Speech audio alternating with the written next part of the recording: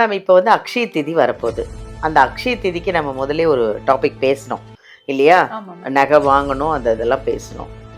So நகை வாங்க முடியாதவங்க நிறைய பேர், ஏன்னா இப்போ அவ்வளோ விலை மேம், இப்போ ஒரு ஆமாங்க. கிராமே அவ்வளோ விலை விற்கிது. அக்ஷய திதி அன்னைக்கு என்ன ரேட் வரப்போகுதுன்னு தெரியல. தெரியல. ஸோ பாவம் நகை இவ்வளோ வாங்க முடியலையே, ம். நகை வாங்க முடியலையே, என்ன பண்ணலாம் அப்படின்றவங்களுக்கு ஒரு தீர்வு சொல்லுங்க மேம். அதே மாதிரி வீட்ல சில வழிபாட்டு முறை, தங்கம் வாங்க முடியல அப்படின்னு சொல்றவங்க அதுக்கு நிகரான பரிகார முறை, வழிபாட்டு முறையும் இருக்கே.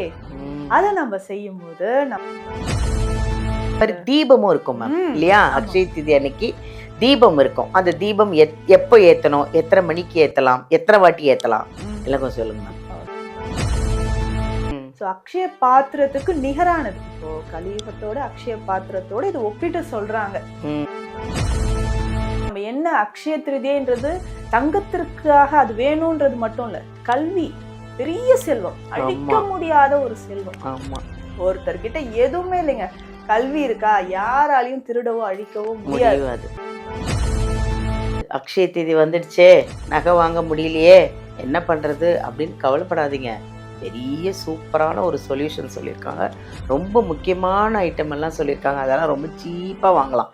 நீங்கள் நகையே வாங்க வேணாம், அதுக்கு இதெல்லாம் நீங்கள் வாங்கி விலைக்கேற்றி காலையில் மாலை 2 வேலையிலையும் 2 தீபம் ஏற்ற சொல்கிறாங்க.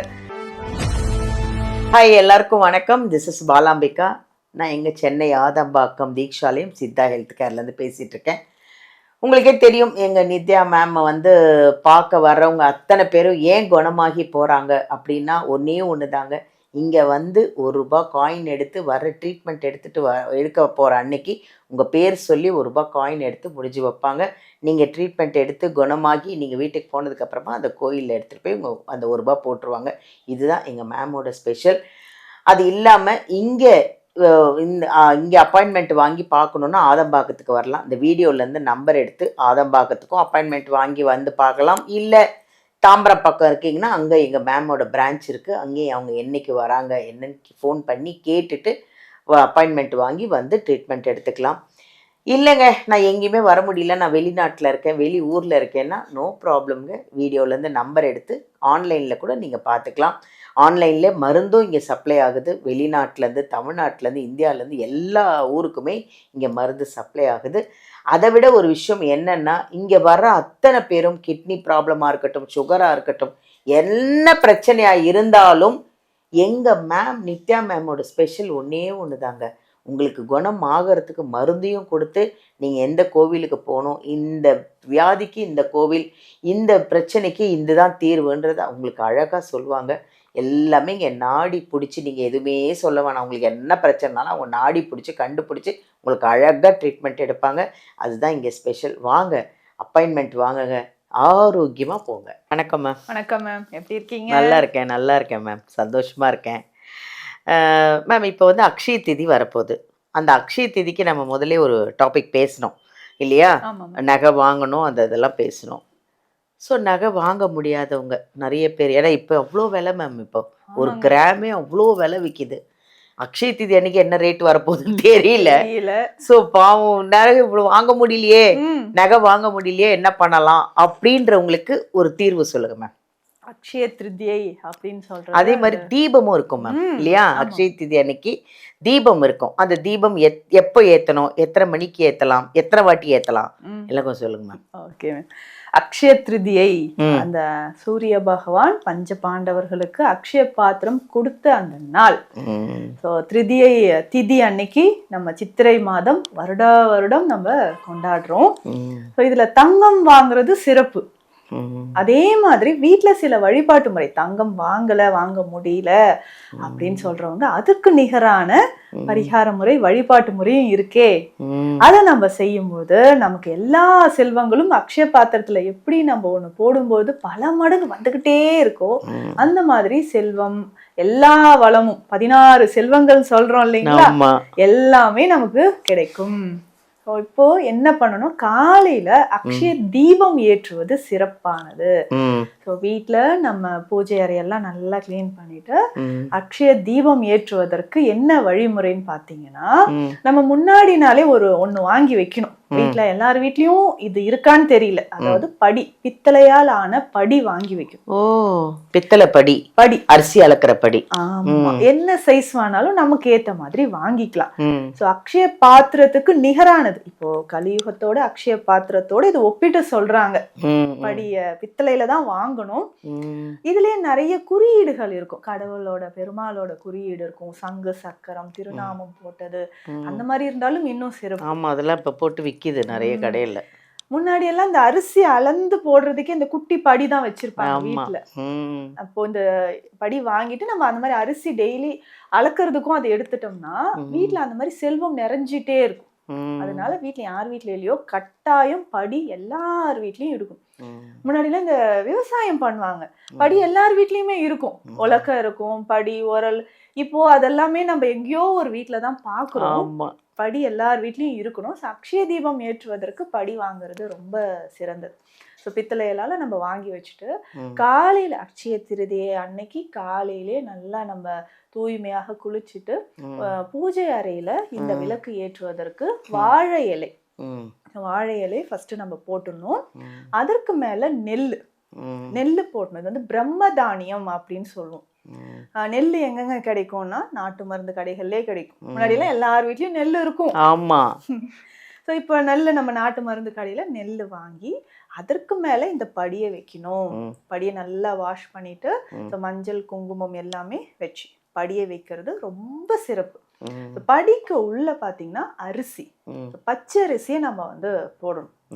பச்சை அரிசியை வந்து நல்லா நிரம்ப போட்டுட்டு அதற்கு மேல ஒரு பித்தளை தட்டு வைக்கணும். படியோட வாய் சைஸுக்கு ஏற்ற மாதிரி நம்ம பித்தளை தட்டு வச்சுட்டு அதுக்கு மேல தீபம் ஏற்றுவது தான் சிறப்பு.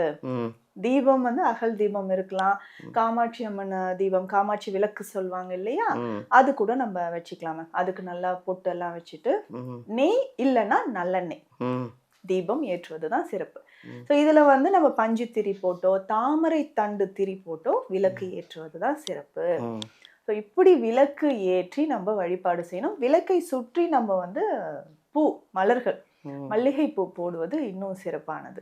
ஸோ அந்த தீபம் பார்க்கும்போதே நமக்கு வந்து எல்லாமே நீ சக்சஸ்ஃபுல் தான் ஒரு நம்பிக்கை வந்துடும். அவ்வளவு அம்சமா இருக்கும் அந்த தீபம். அக்ஷய தீபம் அப்படின்னு சொல்றது. அன்றைக்கு வாங்க வேண்டிய இன்னொரு முக்கியமான மங்களகரமான ஒரு பொருள் இருக்கு, அதுதான் சந்தனம். தங்கத்திற்கு நிகரானது சந்தனம். மூலிகைகள்ல கோயில்கள்லாம் பாத்தீங்கன்னா சந்தன அபிஷேகம் செய்யறது தங்கத்துல சொர்ண அபிஷேகத்துக்கு ஒப்பிட்டு சொல்லுவாங்க.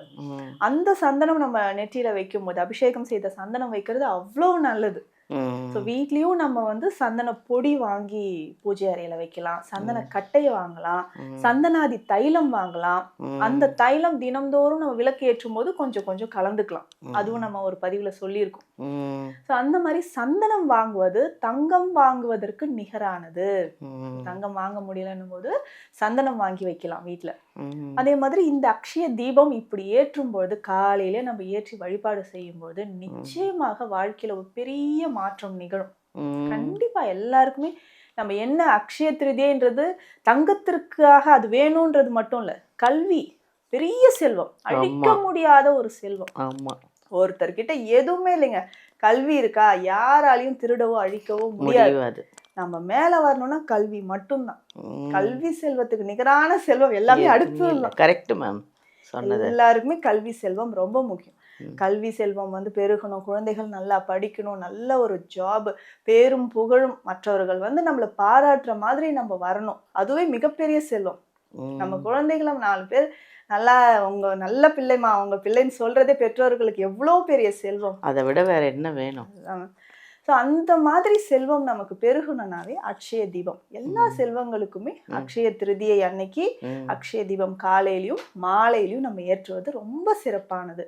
ஸோ ஏற்றி வச்சுட்டு நல்லா நம்ம ப்ரேயர் பண்ணிட்டு சந்தனம் வாங்கி வச்சு நம்ம வழிபாடு செய்யலாம். அதுதான் அன்னைக்கு சிறப்பு மேம். Thank you ma'am.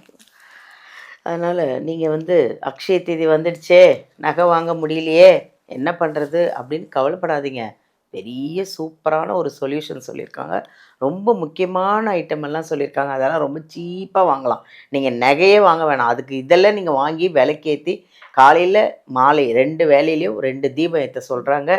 அது இல்லாமல் பித்தளையில் ஒரு படி வாங்க சொல்கிறாங்க. அதெல்லாம் ரொம்ப கம்மி விலை தாங்க. அதை வாங்கிக்கோங்க. அதுவே வந்து அவ்வளோ நல்லதுன்னு சொல்கிறாங்க. அதை விட மேம் சொன்னது ஒரே ஒரு எங்கள் நித்யா மேம் சொன்ன ஒரு விஷயம் ரொம்ப நல்லா பிடிச்ச விஷயம். கல்வி செல்வம். கல்வி தாங்க மிகப்பெரிய செல்வம். எதை வேணாலும் நம்மகிட்ட திருடலாம். கல்வியை யாராலையும் திருட முடியாது. அன்னைக்கு அந்த தீபமெல்லாம் ஏற்றி அந்த அக்ஷய தீதி நல்லா கொண்டாடினீங்கன்னா, உண்மையிலே சொல்கிறேன், குழந்தைங்களாம் நல்லா படிப்பாங்க. படிப்பு, கல்வி செல்வம் நல்லா நிறைய இருக்கும். அதை விட அது வந்தாலே அடுத்த எல்லா செல்வமும் பின்னாடி வந்துடும். ஹாப்பியாக இருங்க. இங்கே மேம் கிட்ட வந்து நீங்கள் எல்லாம் நிறைய விஷயங்கள், நிறைய டிப்ஸு, நிறைய ஆன்மீகம், நிறைய மருத்துவம் எல்லாமே தெரிஞ்சிட்ருப்பீங்க.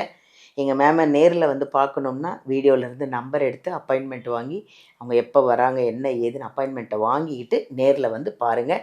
இங்கே வந்தால் ஒரு வைப்ரேஷனான இடங்க இது, சித்தர்கள் வழிபடுற இடம். ஏன்னா எங்கள் மேம் வந்து மருந்து செய்யும்போதே எல்லா சித்தர்கள்ட்டையும் வணங்கி அந்த மருந்து அவங்கக்கிட்ட சொல்லிட்டு தான் உங்களுக்கு கொடுக்குறாங்க. ஸோ அதனால தான் இங்கே வரவங்கெல்லாம் சீக்கிரமாக குணமாயிடுறாங்க.